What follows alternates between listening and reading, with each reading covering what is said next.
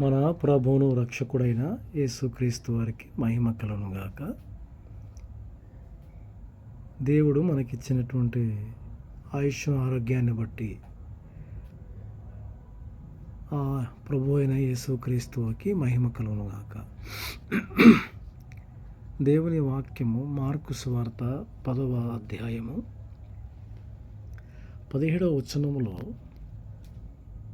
యేసుక్రీస్తు దగ్గరికి ఒక వ్యక్తి పరిగెత్తుకుంటూ వస్తాడు. యవనస్తుడు, నిత్య జీవంలో వారసుడవుటకు నేనేమి చేయవలనని యేసుక్రీస్తు వారిని ఆ యవనస్తుడు సద్బోధకుడా అని పలుకుతూ మాట్లాడాడు. ఆ మాటలు విన్నటువంటి యేసు ప్రభు దేవుడొక్కడే సత్పురుషుడు అన్నట్లుగా అక్కడ మనం చూస్తాం. ఆ తర్వాత ఆ యవనస్తుతో ప్రభు మాట్లాడతాడు. నువ్వు నిత్యజీవం పోవాలంటే నరహత్య చేయవద్దు, దొంగలించవద్దు అని చెప్తూ మీ తల్లిదండ్రులను సన్మానించండి అని అన్నప్పుడు ఆ యవనస్తుడు ఇవన్నీ నేను చిన్నప్పటి నుంచి చేస్తూ ఉన్నాను అని అన్నాడు. అయితే నీకు ఒకటి కొదవగా ఉంది, దాన్ని నువ్వు తీర్చుకోవాలి. అదేమిటంటే నీకున్న ఆస్తి అంతా అమ్మి బీదలకు పంచిపెట్టు అంటే అంతటా వాడు ముఖము చిన్నబుచ్చుకొని ఆ మాటలు విని వెళ్ళిపోయాడు. దేవుని రాజ్యమునకు వారసుడు కావాలంటే దేవుని వాక్యం చెప్తున్నట్టుగా అక్కడ ప్రభు చెప్పినట్లుగా చేస్తే వారసులు అవుతారు. ఇదే మాట ఆదికాండం 15వ అధ్యాయము మొదటి 3 వచనాలలో కింది వచనాల్లో మనం చదువుతాం.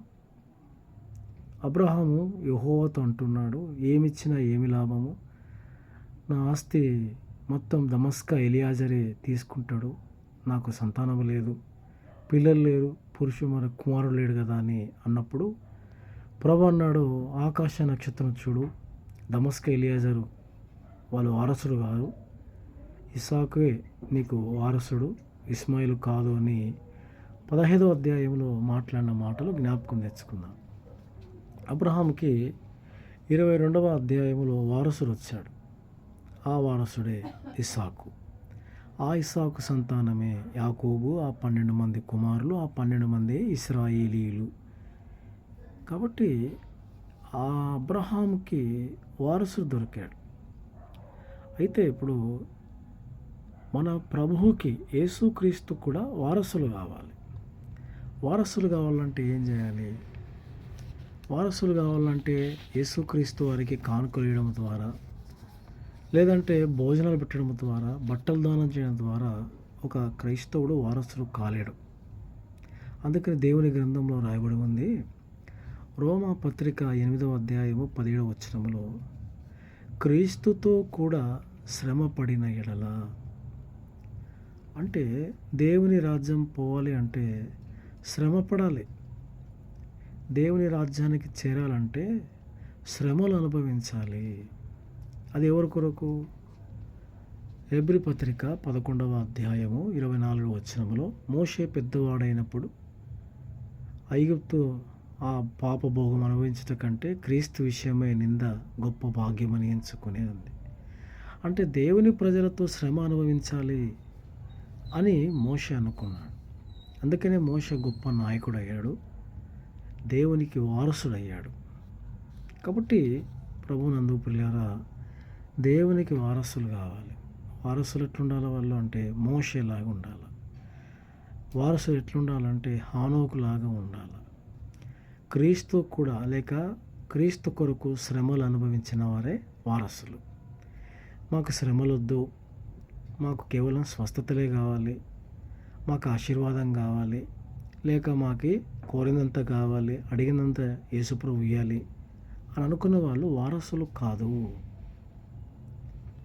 ఎవరు మరి వారసులు అంటే దేవుని గ్రంథము, దేవుని వాక్యం చెప్తుంది, ఆయన కొరకు శ్రమ అనుభవించే వాళ్ళే వారసులు. అట్లా ఎవరు అనుభవించినారు? అపోస్తులు. ఈ దినాల్లో నా అపోస్తులు కాదు, ఆ దినాల్లో నా అపోస్తులు. కాబట్టి క్రీస్తుతో కూడా శ్రమ అనుభవిస్తేనే వారసులం. శ్రమలు మాకు వద్దు అని అనకూడదు. 119వ కీర్తన 69, 70 వచనాల్లో శ్రమలో ఉండుట నాకు మేలాయను అని కీర్తనకారుడు అంటూ ఉన్నాడు. కాబట్టి క్రీస్తు కొరకు శ్రమలను అనుభవించేవాళ్ళు, క్రీస్తు కొరకు నిందలు అనుభవించేవాళ్ళు, క్రీస్తు రాజ్యం కొరకు శ్రమలు అనుభవించేవారు, క్రీస్తు రాజ్యం కొరకు చివరికి తమ ఆస్తులు కోల్పోయిన వాళ్ళే వారసులు. ఆరోగ్యాలు కోల్పోయినారు క్రీస్తు కొరకు, వారే వారసులు. ప్రాణాలు కోల్పోయారు, వాళ్ళే వారసులు. రంపములతో కోయబడ్డారు, వాళ్ళే వారసులు. సిలువ వేయబడ్డారు క్రీస్తు కొరకు, హతసాక్షులయ్యారు, వారు వారసు. మరి మనం నిజంగా వారసులమైనా? వారసులమైతే శ్రమను అనుభవిస్తున్నామా? తర్వాత 1 కొరింథీయులకు రాసిన పత్రిక 6వ అధ్యాయము 9వ వచనంలో అన్యాయస్తులు దేవుని రాజ్యమునకు వారసుడు కాలేరు అని 1 కొరింథీయులకు రాసిన పత్రిక 6వ అధ్యాయము 9వ వచనంలో మనం చదువుతాం. ఎవరు వారసులు కాలేరు అంటే అన్యాయస్తులు. అన్యాయం, పాపం, మోసం, అపవిత్రత, వ్యభిచారి, ఆడంగితనము గలవారు, పురుష సంయోగులు, ఇలాంటి వారందరూ కూడా దేవుని రాజ్యమునకు వారసులు కాలేరు. మరి ఎవరు వారసులు? న్యాయముగా నడుచుకునేవారు. లూకా సువార్త 18వ అధ్యాయము 1 నుంచి కొన్ని కింది వచనాలు మనం చదివితే అన్యాయస్తుడే న్యాయస్తుడిగా మారిపోయాడు, అతడు వారసుడు. కాబట్టి అన్యాయం చేస్తూ అంటే దేవునికి సమయం ఇవ్వాల, కానుకలు కాదు. దేవునితో కొంతసేపు గడపాల, కనీసం ఒక అర్ధగంటనైనా గడపాల. ఆయన ఇచ్చినటువంటి గ్రంథాన్ని పరిశీలన చేయాలి, ఆ గ్రంథం చేతబట్టుకోవాలా. దేవుని మందిరానికి వస్తున్నటువంటి వారు సెల్ ఫోన్ చేతబట్టుకొని వస్తున్నారు. సెల్ ఫోన్ దేవుని గ్రంథం కాదు. సెల్ ఫోన్ ఛార్జింగ్ అయిపోతే వాక్యం చూడలేము. కాబట్టి దేవునికి వారసులు ఎవరంటే దేవుని గ్రంథాన్ని చేతబట్టుకుంటారు. దేవుని వారసులు ఎవరంటే పిల్లరా దేవుని రాజ్యం కొరకు ప్రయాసపడతారు. ఇంకో మాట ఉంది, జ్ఞాపకం చేసుకుందాం. గలతీయులకు రాసిన పత్రిక 3వ అధ్యాయము 29వ వచనం. అందులో ఏముందంటే నిజంగా మీరు క్రీస్తు సంబంధులైతే. ఎవరి సంబంధులు మీరు? క్రీస్తు సంబంధుల. మనము నిజంగా క్రీస్తు సంబంధులమే అయితే ఆయనతో కూడా వారసులం. ఆయన సంబంధులు గారు ఎట్లా వారసులు అవుతారు? పేరులో ఒకటి ఉంటుంది. ఇంటి పేరు అనగా ఇంట్లో ఓ పేరు, బయట ఓ పేరు. ఆధార్ కార్డులో ఓ పేరు, చర్చిలో ఒక పేరు. బయటనేమో రెవరెండు, రైటు అనే పేర్లతో పిలువబడుతుంటారు. సర్టిఫికెట్లు వస్తే సుబ్బన్న, ఇట్లా కొంతమంది పేర్లు ఉంటాయి. వారసులు అనగా నిజమైనటువంటి పేరు కలిగిన వారు. అందుకనే ఎవరి సంబంధులు మీరు? క్రీస్తు సంబంధులైతేనే వాళ్ళు వారసులు. క్రీస్తు సంబంధులైన అన్యాయస్తులు క్రీస్తు సంబంధులు కాదు. దేవుని సేవ కొరకు ఖర్చు పెట్టని వారు వారసులు కాలేరు. అందుకనే మార్కు సువార్త 10వ అధ్యాయము 17వ వచనంలో ఆ యవనస్తుడు ముఖము చిన్నబుచ్చుకొని వెళ్ళిపోయాడు. పిల్లరా, ఇక్కడ ఖర్చు పెడితే ఇక్కడనే అంతకంతకు అనుభవిస్తాం. పరలోకంలో కూడా మనకు దీవెనలు ఉంటాయి. ఇక్కడ ఖర్చు పెట్టు. ఇక్కడ సేవ కొరకు, మందిరం కొరకు ఏమాత్రం ప్రయాసపడు. నేను కొన్ని సంఘాలు వెళ్ళినప్పుడు ఆ సేవకుని ఇల్లు చాలా బాగుంటుంది, మందిరం మాత్రం బూజు పట్టుంటుంది. ప్లాస్టింగ్ ఉండదు, తలుపులు సరిగా ఉండవు, కరెంటు సరిగా ఉండదు, మైక్ సరిగా ఉండదు. ఇల్లు మాత్రం డూప్లెక్స్. కట్టుకో, మంచిదే, కానీ దేవుని మందిరం ముఖ్యం, ఆ తర్వాతనే ఇల్లు. బాధాకరం. ఇలాంటి వాళ్ళు వారసులు కాదు. డబ్బు సంపాదించుకొని దేవుని పేరు చెప్పుకొని, దేవుని సేవ పేరు చెప్పి ఆస్తులు సంపాదించుకొని లగ్జరీ లైఫ్ నడుస్తూ మంచి మంచి ఇళ్ళల్లో ఉంటూ దేవుని మందిరాలను పట్టించుకోకుండా దేవుని సేవను వదిలేసి క్రమానికి అక్రమంగా ప్రవర్తిస్తున్నవారు వారసులు కారు. ఎవరు వారసులు అంటే క్రీస్తు సంబంధులు. ఎవరి సంబంధికులు? మా నాయన రెవరెండు, మా నాయన చర్చి కట్టించిండు, మా అమ్మ చర్చి వీళ్ళు కాదు వారసులు. ఆయన సేవ కొరకు, ఆయన కొరకు శ్రమలు అనుభవించే వాళ్ళు క్రీస్తు సంబంధులు, అన్యాయస్తులు కాదు. కాబట్టి హెబ్రీ పత్రిక 11వ అధ్యాయం 7వ వచనంలో కూడా నీతికి వారసులు. కాబట్టి మనము నిజంగా వారసులమేనా? అందుకని దేవుని గ్రంథంలో రాయబడి ఉంది వారసులు. అబ్రహాం అన్నాడు, నాకు వారసుడు కావాలన్నాడు. అదే యేసుప్రభు అడుగుతున్నాడు ఇప్పుడు ఆయనకు వారసులు కావాలని. నువ్వు ఉండొచ్చు వారసులుగా, నేను ఉండొచ్చు, మనమందరం ఉండొచ్చు. ఎప్పుడు అంటే దేవుని కొరకు ఖర్చు పెట్టినప్పుడు, ఎప్పుడంటే అన్యాయాన్ని విడిచిపెట్టినప్పుడు, ఎప్పుడంటే క్రీస్తు కొరకు శ్రమలు అనుభవించినప్పుడు, ఎప్పుడంటే ఆయన సంబంధులమైతేనే. ఆయన సంబంధులం కాదా? ఆడపిల్లలు పుడితే తండ్రులు బాధపడి వారసుడు లేడు అని అంటుంటాను.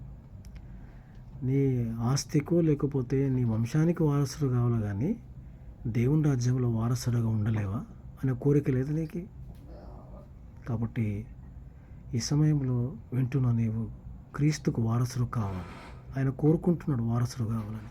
కావాలనుకుంటే అర్హత ఇవే. ఏంటివి అనగా క్రీస్తు కొరకు శ్రమలు అనుభవించుట వాళ్ళే వారసులు. క్రీస్తు కొరకు అన్యాయాన్ని విడిచిపెట్టి న్యాయంగా నడుచుకోవాలి, వాళ్ళే వారసులు. యేసు క్రీస్తు కొరకు ఆయన సంబంధులుగా బ్రతికే వాళ్ళే వారసులు. కొన్ని గ్రామాల్లో పేరు ఒకటి ఉంటుంది. ఊర్లో ఒక ఆఫీసర్ ఎంక్వైరీకి వచ్చాడు. పశువులకు లోన్ పెట్టుకున్నాడు. ఆ లోన్లో అతనికి లోన్ వచ్చింది. ఆ ఆఫీసర్ ఊరికి వచ్చి ఎంక్వైరీ చేస్తున్నప్పుడు ఆ వ్యక్తి తన పేరు చెప్తున్నాడు. అతని పేరు మద్దిలేటి. చర్చిలో మాత్రం మార్కు అని పెట్టుకున్నాడు, సంఘ పెద్ద. ఆ ప్రక్కవాడు ఇతని గురించి చెప్తున్నాడు. ఆయన ఎస్సీ కానే కాదు, క్రిస్టియను, ఎందుకంటే చర్చిలో సంఘ పెద్ద ఆయన. ఈ మాట్లాడుతుంటే ఈ మద్దిలేటి అనేవాడు వచ్చాడు. రాయలసీమ కర్నూలు జిల్లాలో జరిగింది. ఆ వ్యక్తి ఆఫీసర్ అతను అడుగుతున్నాడు, నీ పేరు మదిలేటా మార్క్ అంటే, లేదు సార్ నా పేరు మదిలేటే అన్నాడు. నువ్వు హిందువా క్రిస్టియనా అంటే, నేను హిందువుని సార్ అన్నాడు. చూడండి, బర్రెల లోను కొరకు ఎంత మాట మాట్లాడుతున్నాడు. చాలామంది ఉన్నారు అట్లా లోన్ల కొరకు. సర్పంచ్ ఎలక్షన్లు వచ్చినప్పుడు కూడా ఈ చర్చిలో పెద్దగా ఉంటారు. ఒక ఆయన, నేను ఎరుగుదును, జోగులాంబ గద్వాల జిల్లాలో సంఘంలో మంచి ప్రాధాన్యత కలిగిన వాడు, సంఘాన్ని నడిపించేవాడు. ఊళ్ళో ఉంటారు ఈ 2 కులాలు ఉంటాయి, రెడ్లు. వీళ్ళు ఏం చేశారంటే ఎస్సీకి రిజర్వేషన్ అయినప్పుడు అతన్ని నిలబెట్టారు. అతని పేరు పౌలు. నిలబడితే భారీ మెజార్టీతో గెలిచాడు. ఆ పౌలు అన్న సర్పంచ్ అన్న మాట చెప్తున్నా, ఎప్పుడైతే సర్పంచ్ అయినాడో ఆ రెడ్డి అనేవాడు ఎక్కడ సంతకం పెట్టమంటే అక్కడ పెట్టాలి. ఈయన పేరు మీద దోచుకున్నారు. లాస్ట్కి ఈయన చర్చికి పోకుండా 4.5 సంవత్సరాలు దాదాపున మందిరానికి దూరమైనాడు, సేవకు దూరమైనాడు, పాటలు పాడడానికి దూరమైనాడు, సంగీతం ప్లే చేసేవాడు, హార్మోనియం వాయించేవాడు, దూరం అయిపోయాడు. అతను నాతో అన్నాడు, నేను చాలా పాపము పడిపోయాను అని. కాబట్టి ఇలాంటి వారు వారసులు కాలేరు. సరే, జరిగింది జరిగింది, ఇకనైనా సరి చేసుకొని ఉంటే వారసులు అవుతారు. కాబట్టి మనము దేవునికి వారసులుగా ఉండడానికి దేవుడు పిలుస్తున్నాడు. ఆయనకి అలాంటి వారు కావాలి. మోషే లాంటి వారు కావాలి, పౌలు లాంటి వాళ్ళు కావాలి, బర్నబా లాంటి వాళ్ళు కావాలి, అర్మతయ్య యోసేపు లాంటి వారు కావాలి, ఎపఫ్రాదితు లాంటి వారు కావాలి, ఓనేసిం లాంటి వారు కావాలి. అలా ఉండడానికి ప్రభు మనల్ని ప్రేరేపించి వారసులుగా చేయనుగాక. వారసులుగా అండి దేవుని రాజ్యం చేద్దాం.